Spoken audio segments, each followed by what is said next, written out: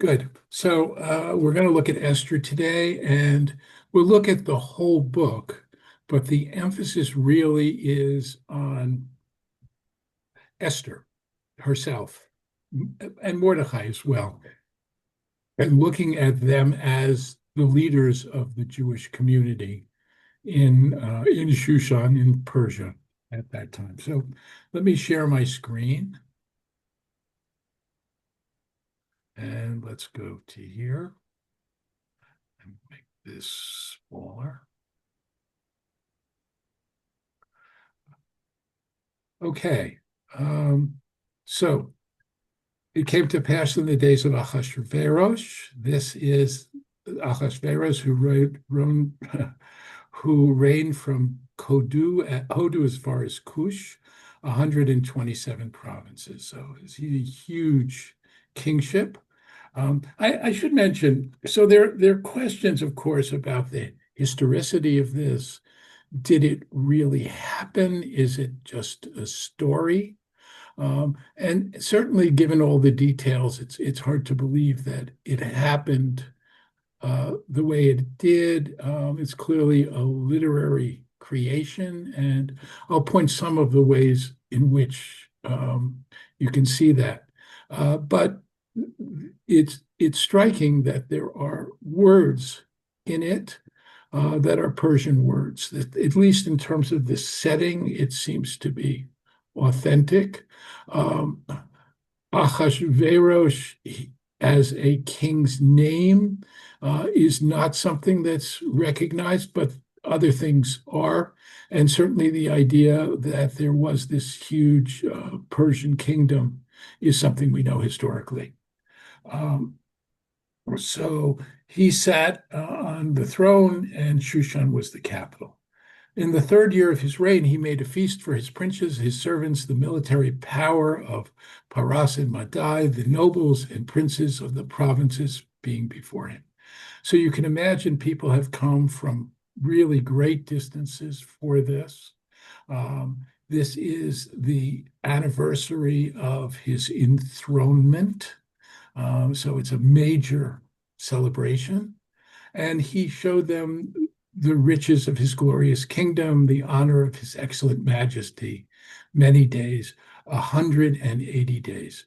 So this seems to be already just such a remarkable length of time, right? This is a half of a year that all of these people are going to be with him without any leadership left behind in these various provinces.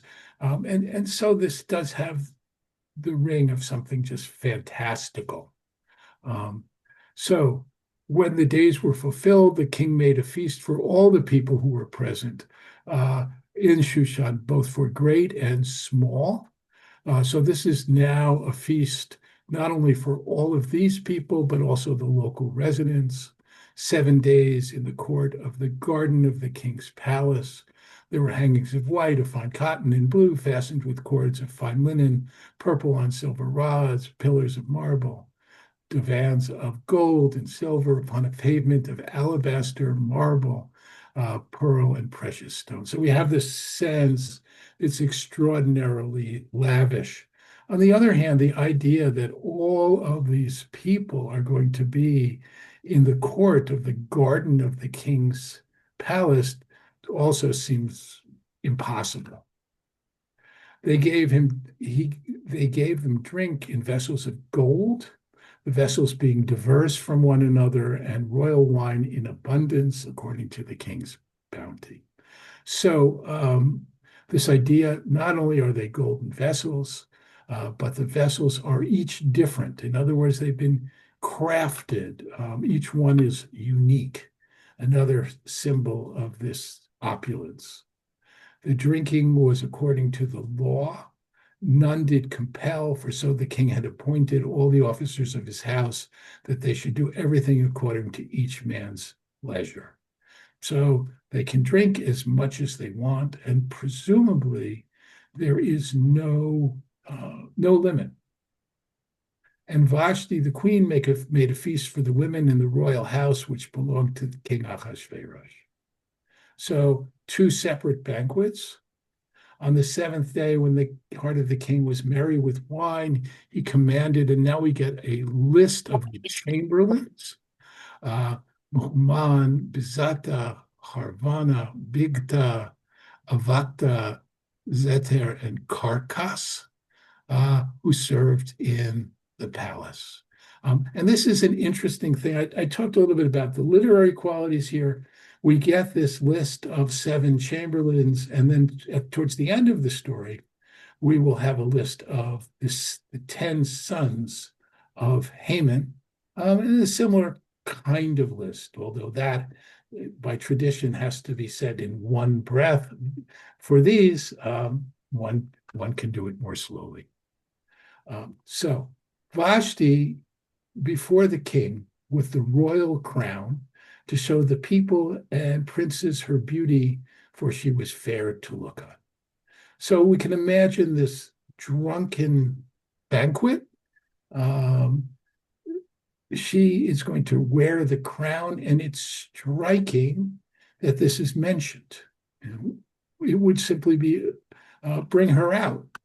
But there is this sense, perhaps, that she belongs to him. She's his possession. And there are commentaries who want to see this as even more lascivious. And they say, well, in the crown and nothing else. At any rate, she refuses to come at the king's commandment by way of his chamberlains, and he was wrathful, and his anger burned within him. So her refusal, I'm going to come back to this, but her refusal now creates this situation. The king, drunk, is just absolutely beside himself, but surprisingly, he doesn't know what to do. And this shows you, in the sense, what a bad leader he is. So what does he do? It turns to his, or at least an impotent leader, turns to his wise men who knew the times for what was the king's manner toward all that knew law and judgment, such was his manner. And next to him, and here we get again this list. This time it is 7 princes who saw the king's face. And he said, what shall we do to Queen Vashti according to the law, because she has not performed the bidding of King Ahasuerus by the chamberlains? This question, what shall we do, is a foreshadowing of the question that the king will ask Mordechai, will ask Haman rather, later on, when he says, what shall be done to the one who the king wishes to honor? And so you see there's a kind of symmetry working here. And that's, I think, part of the literary quality of the story. And we get Menuchim answering before the king and the princes. Vashti, the queen, has not done wrong to the king only, but to all the princes and all the peoples and all the provinces. For this deed of the queen will be made known to all the women, so as to make their husbands contemptible in their eyes, when it shall be reported that King Ahasuerus commanded Vashti to be brought before him, and she did not come. So we jump now from this individual situation, and his courtier is now suggesting this will wreak havoc. I want to say at this point that I think this is perhaps the most feminist book in the Bible. And this idea that the terrible thing will happen is that women will not obey their husbands is quite notable. And the princes of Paras and Madai, who had heard the deed of the queen, shall be telling it today to all the king's princes, and there will be contempt and wrath in plenty, if it please the king. Let a royal commandment go out from him, and let it be written among the laws, so that it cannot be altered, that Vashti come no longer before the king, and let the king give her royal estate to another that is better than she. And when the king's decree, which he shall make, shall be published throughout all his kingdom, which is great, all the wives will give honor to their husbands, both high and low. And it's the saying pleased the king, and the king did according to the word of Menuch. He sent letters in all the king's provinces, in every province according to its writing, every people after their language, that every man should bear rule in his own house and speak according to the language of his people. And here, this idea of sending letters out is going to become a real motif in this story. Okay, I'm going to just stop sharing for just a moment.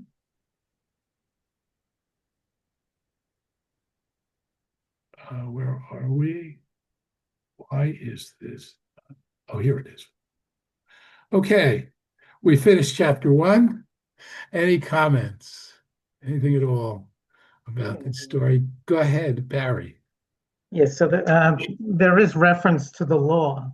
Yes. So the king, as Pharaoh says, what shall be done according to the law. So it's not as if he feels as king he can do anything he wants.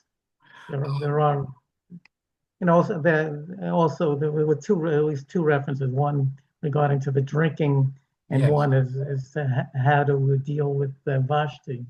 Yes. Yes, it's hard to know what exactly is being meant by the law. The drinking will be according to the law. What does that even mean? Is there some law about how people should drink? And I think there is. Here we have a situation where terrible things can be done. And as we're going to see almost immediately, that the Jews can all be condemned to death, but it's done in a very legal way with the king's ring that has been, and it reminds me a little bit of what happened in Germany. It's all done through a kind of legal apparatus, right? Gradually, the Jews are, certain rights are rescinded and so on, and it all becomes a matter of legalities, which is, in some sense, papering over something really terrible. But there is in here, and we'll see, of course, there are limitations on the king, ironically, by his own law. And I'm thinking particularly of the fact that the king cannot rescind. Once the Jews are condemned, the king cannot do anything about it. And it's almost like the author here is kind of playing with the idea of law also. And I see that particularly in the section where the drinking is according to the law, which is just so strange.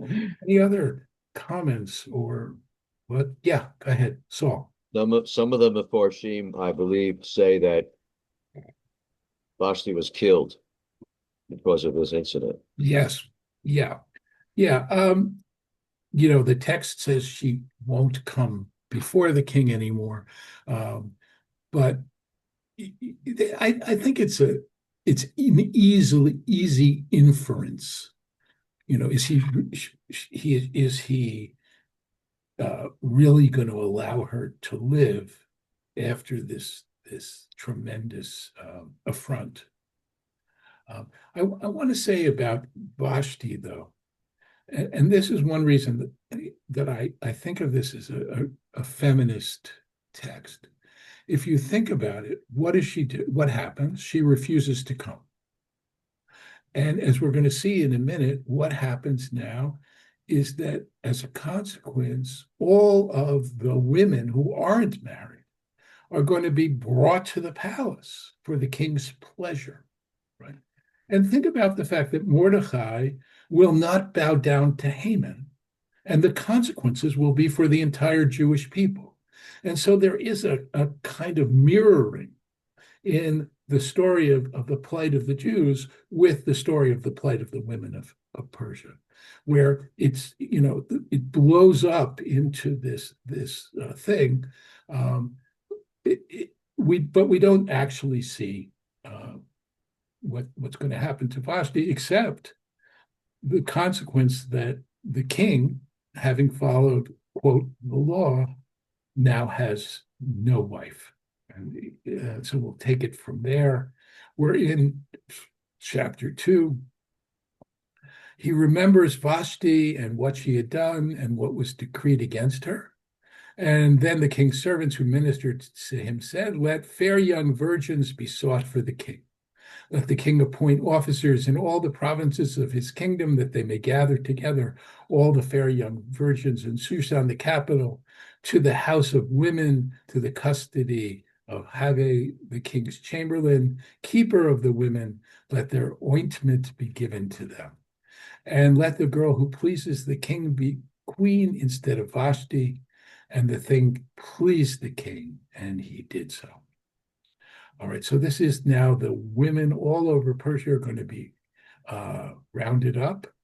And it's clear they are being prepared not for, when I was in religious school, and I think may even be going on till this day, of course, this will be described as a beauty contest. But it's nothing of the sort. These women are rounded up, they are prepared for the king's bed, and they are raped. And it is only, one that the king will find pleasing, who will be elevated, and the rest will stay as the king's concubines. So in Shushan, there was a certain Jew whose name was Mordechai, the son of Yair, the son of Shimei, the son of Kish, a Benjaminite. So he's from the tribe of Benjamin. He's a descendant of Kish.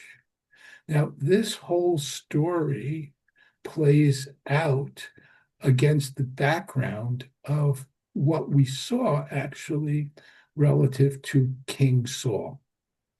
And you remember that King Saul loses the kingship because he is unwilling to kill the Amalekite king. And as a result, we had that whole scene where Samuel comes and he takes the kingship away from him.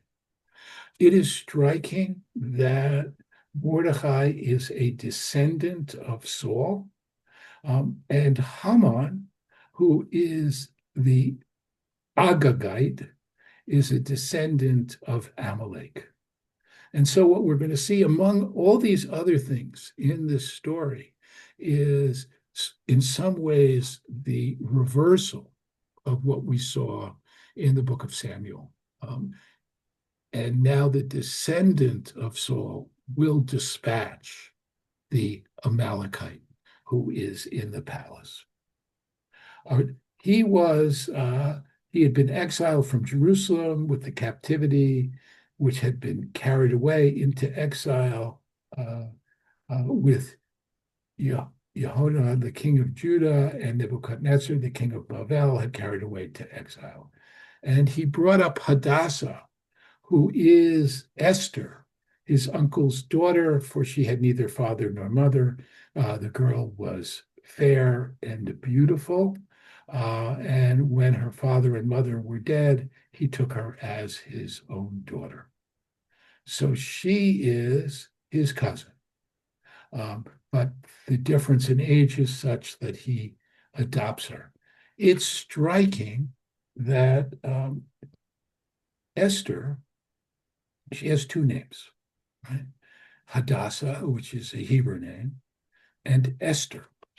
Esther is her Persian name, though these days we wouldn't think of anything more Jewish than Esther. And it's closely related to Ishtar, which is the name of a deity, an ancient pagan deity. And so, the name, I would suggest to you that Esther, in our culture, the equivalent might be Christina or something like that, a Jewish girl named Christina, who also has a Hebrew name, and that is Hadassah. And I say this because I want you to think about the fact that these are very assimilated Jews. These assimilated Jews are going to find themselves in peril. And when they do, they will change. But here, I think it's fair to say, and perhaps I'm reading too much into this, but I don't think so, uh, that she is assimilated. And this is a diaspora story. Um, all right. So it came to pass that when the king's commandment and his decree was heard, and when many young girls were gathered together in Shushan, the capital, the custody of Haggai, that Esther was brought into the king's house to the custody of Haggai, keeper of the women. And the girl pleased him, and she obtained kindness from him.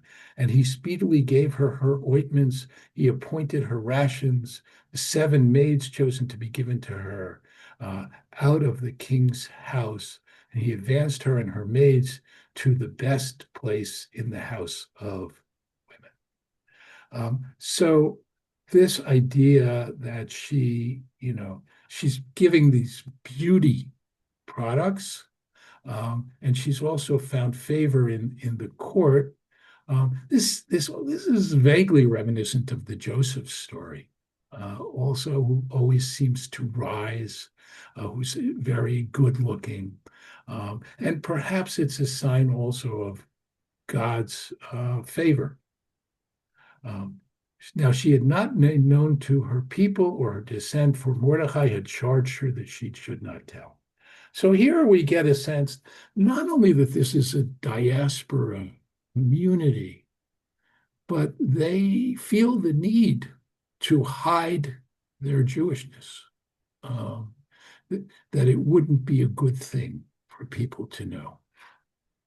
And Mordechai walked every day before the court of the women's house to know how Esther did, what should become of her. So he's clearly very worried about her. When every teen girl's turn came to go to the king, after she had been 12 months under the regulations of the women, for so were the days of their anointing, namely 6 months with oil of myrrh and 6 months with sweet odors, with other ointments of the women. So again, this is fantastical. She's been there for a year now, and you imagine Mordechai going back and forth outside.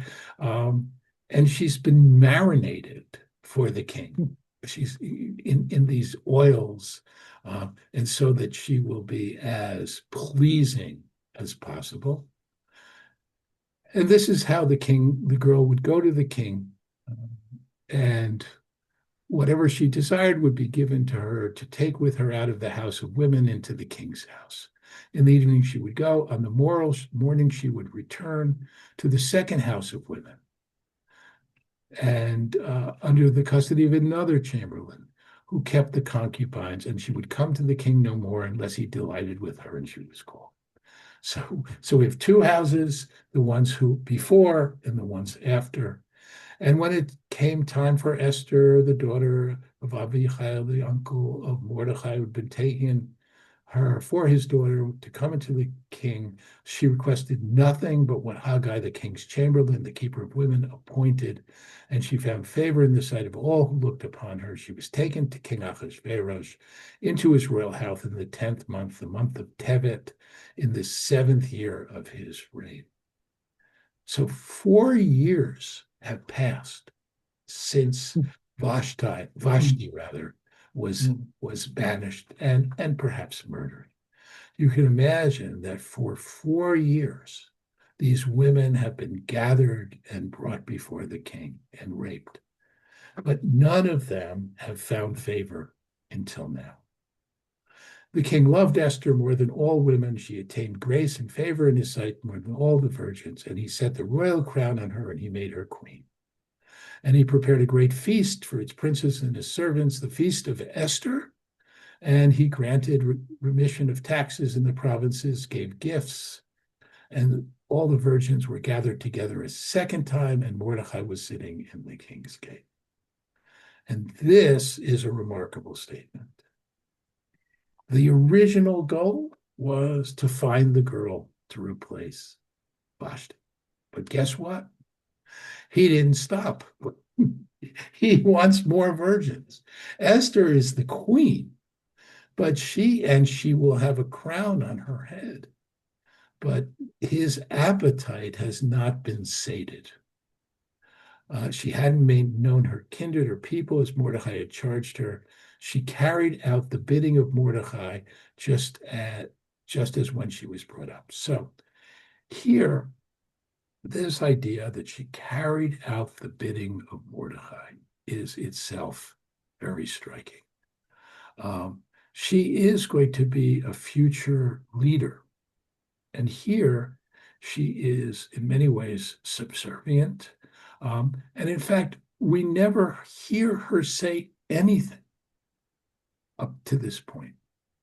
Now we have this little story, and just for the sake of time, I'm not going to read it, except to say that, the king, Mordechai was sitting at the king's gate.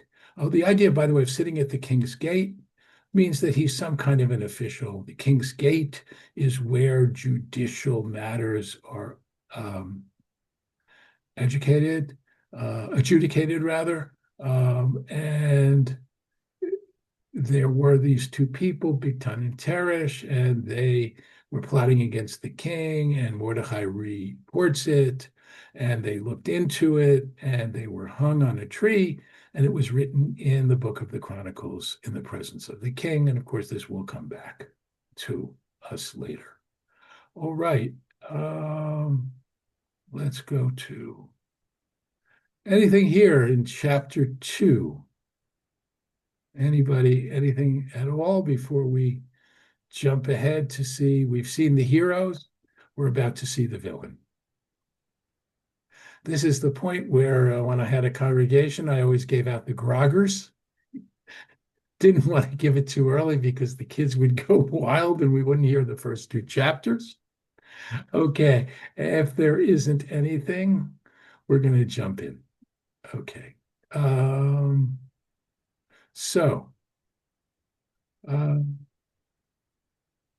now we get Haman, the son of Hamdata, the Agagite, and here again, he's a descendant of the Amalekites and of the king Agag. And the king's servant who were in the gate bowed and did obeisance to Haman, for the king had commanded, but Mordechai did not bow or do him any kind of, I don't know how to obseisance, I'm not sure. Obeisance. This is a word that I know from reading it, but not from saying it. Okay. The king's servants who were in the king's gate said to Mordechai, "Why do you transgress the king's commandment?" So we don't know why he refuses to bow. Maybe because he feels that he's important, because his cousin is the queen. Maybe because he knows that Haman is a descendant of Amalek. We don't know. But the consequences are going to be terrible. So it comes to pass, they speak daily to him. He didn't do what they asked. And they told Haman to see whether Mordechai's words would stand, for he had told them that he was a Jew. And when Mordechai saw that, when Haman saw he didn't bow down to him, he was full of wrath. He disdained to lay hands on Mordechai alone, for they had told him the people of Mordechai, so he set out to destroy all the Jews who were throughout the whole kingdom of Achashverosh, the people of Mordechai. And this is just so classic. One Jew being taken as a representative of the entire Jewish people, and they cast lots. And Haman says to the king, "There is a certain people scattered abroad, dispersed among the people of the provinces of the kingdom. Their laws are different from all people. They do not keep the king's laws. Therefore, there is no benefit to tolerate them." And so this idea that they're not loyal, that they have their own traditions, all of this is classic anti-Semitism and continues to this day. If it please the king, let it be written that they be destroyed, and I will weigh out 10,000 talents of silver into those who have charge of this business to bring it to the king's treasury. So a bribe, and the king takes his ring and gives it to Haman. And the king said to Haman, the silver is given to you, the people also, to do with them as it seems good. And we get the date, and letters are sent out to destroy, to kill, to annihilate all the Jews, both young and old, children and women, in one day, the 13th of the 12th month, the month of Adar. And it's sent out to everyone, and the courtiers go out in haste. And when Mordechai perceived that all was done, he rends his clothes, puts on sackcloth and ashes, and went out in the midst of the city and cried loud and bitter cry. So Mordechai is here, and I want to claim that they were quite assimilated, but even among assimilated people, it seems like mourning and traditional Jewish mourning practices still persist. And I would argue we see that to this day, where people sit Shiva, even if it's for a day. There is something about mourning practices that seem to persist. And it came before, so he let out a cry, it comes before the king's gate, though none may enter the king's gate clothed with sackcloth. And in every province, the king's commandment and his decree came, and there was mourning, and everybody's weeping and putting on sackcloth. Esther's maids and chamberlain come and tell it to him, and she was distressed. She sent raiment to clothe Mordecai to take away his sackcloth, but he would not accept it. So here, Esther in the palace now is upset that Mordecai is acting this way. In a sense, she seems embarrassed by it. And she sends better clothes. And she calls a chamberlain who he had appointed to attend on her and sent a message to learn what this was and why it was. And he goes out to Mordecai, and Mordecai told him of what had happened and of the sum of money that Haman had promised to pay to the king's treasuries for destroying the Jews. And he gave him a copy of the writing. The decree was given at Shushan to destroy them, to show it to Esther, and to declare to her and to charge her that she should go to the king and make supplication to entreat him. And he comes back. So we have this exchange of letters. He comes back, and Esther sends a message back.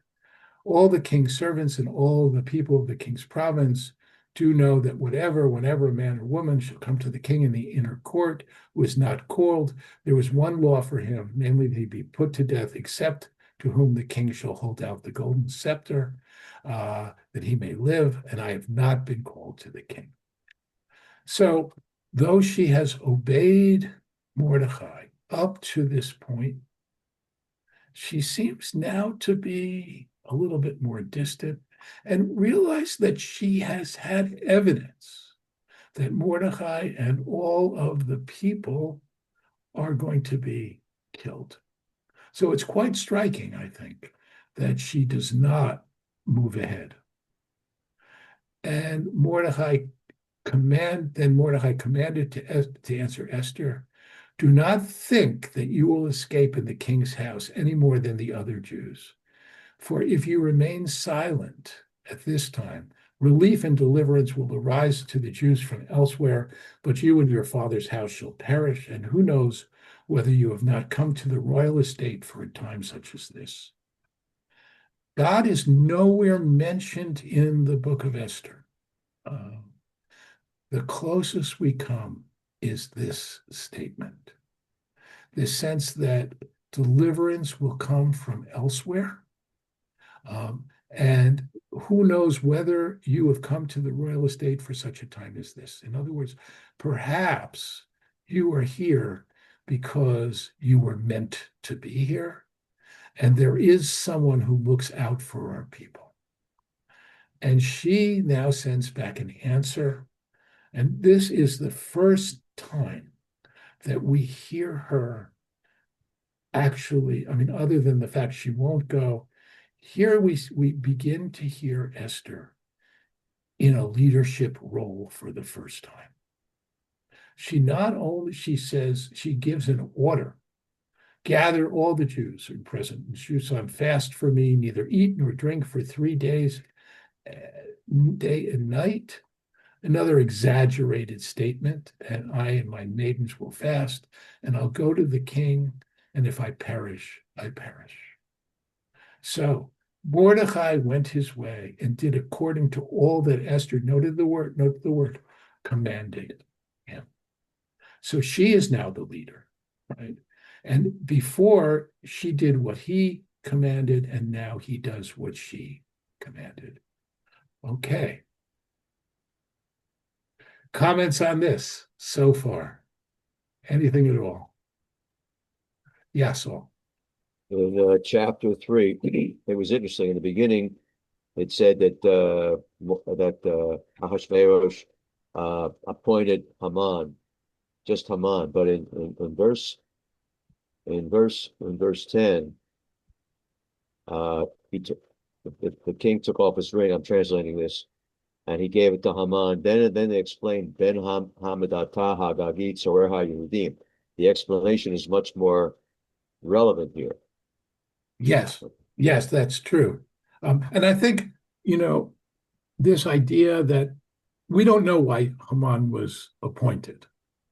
But once, it's important, I think, that Haman does not identify the Jews as such. He says there is a certain people, So it's hard to believe that, Haman was appointed because he was an anti-Semite. In fact, just the opposite. The king he's playing on the king and with the king, but he doesn't say, I want to kill the Jews. He says, well, there's a disloyal people. I can take care of this for you, and I'll pay you. And that seems to be enough. Sandy, or you're just stretching. You're muted. Sorry, no, I did not have a question now. Myra does that. Thank you. Myra, go ahead. Okay, no, I found it very interesting where he says to her, just don't think because you're a queen or because you're there, you're going to be not killed or whatever. And I find that quite interesting because you see that a lot in literature and, future things. Yeah, no, I think it's quite striking. She says, she says, I might get killed. And he says, you will get killed unless you do this. So what you think you're risking either way. In fact, you're risking the possibility of being killed against the certainty eventually of being killed. Okay, we're going to jump back in. Go ahead, Barry. Yeah, so you pointed out how if Vashti was allowed to get away with what she did, women throughout the kingdom would not respect their parents, their husbands. Well, so similarly, Mordecai would not bow down to Haman, which according to law. And so, in some sense, it's not said explicitly, but if you let one Jew get away with that, then and given the Jews have their own laws, and they'll consider that they won't have to follow the king's laws as a people. Yes. No, I think admittedly, it's not said. None of that. No, explicitly. but I think you're absolutely right, and I think that is why I see this as a feminist book, right? Because in a sense, the Jews and the women are being equated. Okay, let me jump in. We don't have much time left, so Okay. So Esther goes in, um, and she makes a banquet, as you know, and the king says, "What do you want? What's your request? It will be given to you, even to half the kingdom." And she says, "If it seems good to the king, let the king and Haman come this day to a banquet that I have prepared." She does not put it out there. She invites him to a banquet. And it's striking. And we're going to see even there, she's still not willing. But let's look at that. So the king says, "Cause Haman to be made to make haste." And the king and Haman come to the banquet, and the king says, during the drinking, and here we're seeing this theme of drinking. It's not surprising that the idea that Jews should drink on Purim, and it's one of the things, even to the extent of not being able to tell the difference between Haman and Mordechai. Um, the theme of drinking is very, very strong here. And he says, again, what do you want? And she says, "My petition and my request is, if I have found favor with the king and it please the king to grant my petition, let the king and Haman come to a banquet I will prepare for them tomorrow. And I'll tell the king." And I think here, Esther, she's not ready to do this. She's got to sort of gather her nerve. She could easily have revealed it here, but she doesn't. And now Haman goes out joyful, um, and he's angry at Mordechai, and he restrains himself, and we get, his wife, and he tells how important he is, um, and that Esther invited him personally, but it's not worth anything as I see, because as long as I see Mordechai, and his wife says, "Let there be a gallows, and speak to the king that Mordechai may be hung on it." So that night, so he's supposed to go to the king, but the king is up at night and he can't sleep.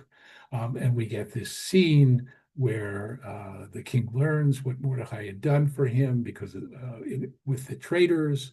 And Haman comes in to tell the king he wants to hang Mordechai.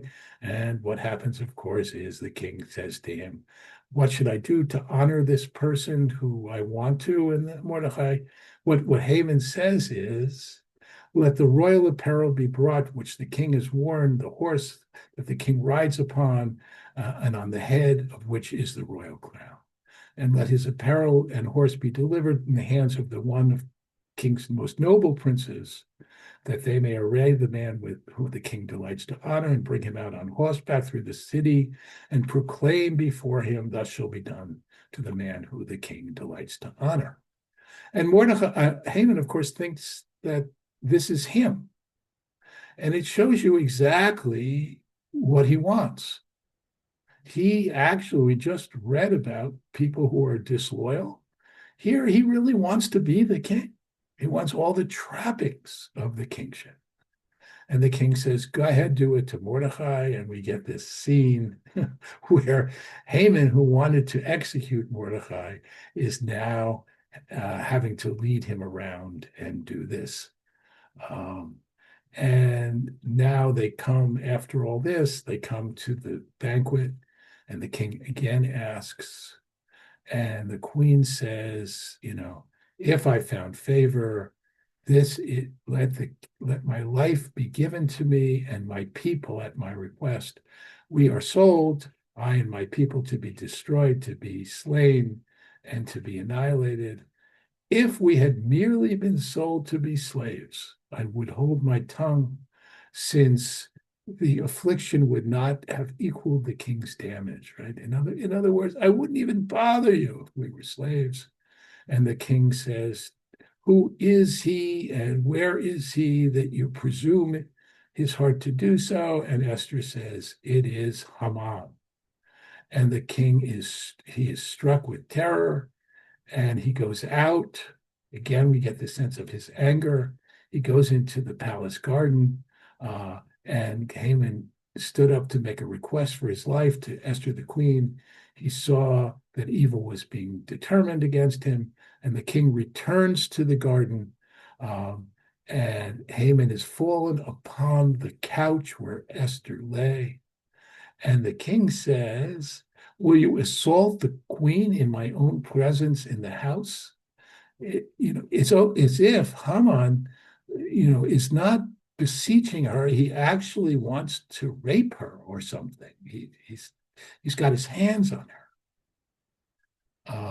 And so now one of the king's chamberlains comes and says, there's this gallows which Haman has made ready for Mordechai, who had spoken good for the king, and stands in the house of Haman. And the king says, hang him, and they hang him. And now Mordechai comes before the king, and now the ring, which was Haman's, is given to Mordechai. And Esther set Mordechai over the house of Haman. So it's Esther who does this. And now it's Esther again who comes to the king and says, actually, let us, to avert what Haman said. And the king held out his scepter. And she says, can you do this? How can I endure to see evil before my people? And the king says, I have given Esther the house of Haman. Write as you please about the Jews in the king's name, seal it with the king's ring. But the writing which has already been written in the king's name cannot be revoked. And so they send out to the kingdom something permitting the Jews to fight back. And they will, in fact, fight back. And it goes out, and Mordechai goes out from the presence of the king in royal apparel of blue and white, and a great crown of gold, and a wrap of fine linen. And the city of Shushan rejoiced, and the Jews had light and gladness, joy and honor. Yehudim hayta ora v'simcha v'sason v'ikar. As we know, this phrase also becomes part of Havdalah. And the people of the land, many of the people of the land became Jews, for the fear of Jews was upon them. So we have mass conversion as people are afraid now what's going to happen. And in fact, what happens is Mordechai is great in the king's house. He grows greater and greater, and the Jews smite their enemy, and Shushan, the capital of Jews, they're destroyed, and so on. And Esther says, let them keep fighting, and more people are going to die. And then Mordechai, they declare the 14th day of the month of Adar as a day of feasting, and they do as Mordechai had written. When Esther and telling them what happened, and these days are called Purim. And Esther the queen and Mordechai the Jew wrote with all emphasis to confirm these letters, and they send it out. And the decree of Esther confirmed the matters of Purim. So it's Esther, Esther, and then what we get to, King Achashverosh, all the acts of his power and of his might, and the full account of the greatness of Mordechai, to which the king advanced him, are they not written in the book of the Chronicles? Mordechai the Jew was next to King Achashverosh, and great among the Jews, accepted by the multitude of his brethren, seeking the good of his people, speaking peace. Okay, so what I want to point out here, and then I'll take questions or comments. In the end, who is the leader? It's not Esther. The final reference, Mordechai. Mordechai was great. Look at what Mordechai did, et cetera, et cetera. So we have here two leaders. And yes, Mordechai is the one who gets Esther to do what she does. But in that moment, she finds her voice. She tells people what should be done. She goes to the king. She sends out the edicts in her name. And then she leaves the story. Right? And I think it's really interesting that this woman's extraordinary leadership is ultimately eclipsed by her cousin. I will say, on the other hand, this is not the book of Mordechai. It is the book of Esther. So there is that. Questions or comments? We have just a few minutes left. Anything at all about the story of Esther, the leadership of Esther and Mordechai? Barry, go ahead.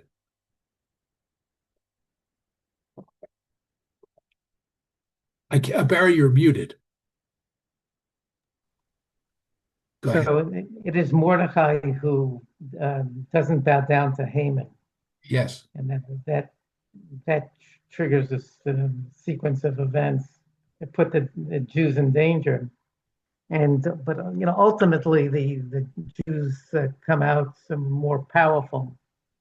Yes, but it's interesting, I think, that Mordechai is the one who is responsible for endangering the entire Jewish people, and it is Esther essentially who saves them and who gives the orders and who sends out the messages. Uh, so there is this, you'll forgive me, this misogynist quality to the story as a whole. And it's not just in terms of, the courtiers of the king and the king gathering the women together and so on. It's more subtle, I think. But I think my point is that there are stories where there's an event and it seems wrong, but it ends up triggering a sequence of events that ends up favorable. So the Joseph's brothers selling him yes, to slavery. yes, It seems awful at first, but that's you wouldn't have the consequences otherwise. So here yes, also, if Mordechai had just shown respect, and what would have happened, what would have transpired. So the Jews would be kind of second class within the land. right. They would need to hide themselves and hide their identities, right? And here they come out in a different place. I like a lot the comparison to Joseph, because remember, when Joseph reveals himself to his brothers, he says, don't, you treated me terribly, but this was part of God's plan to save us all, right? And in that message that is sent to Esther, where Mordechai says, who knows but that you were in the palace precisely for this moment? It sounds a lot like that story. This idea that something behind the scenes, which looks bad, as you pointed out, Barry, actually turns out for the good. Yeah. Anything else, Francesca? I never knew before, you mentioned it today, that basically the women were all rounded up to be raped by the king. I never knew that. I That know. was incredibly disturbing to me. Yeah, of Those course it poor is. women. Of course it is. And again, it's the beauty contest, right? It's this line that, and you're not going to tell Hebrew school kids about rape, Of course not. right? But the story is far worse.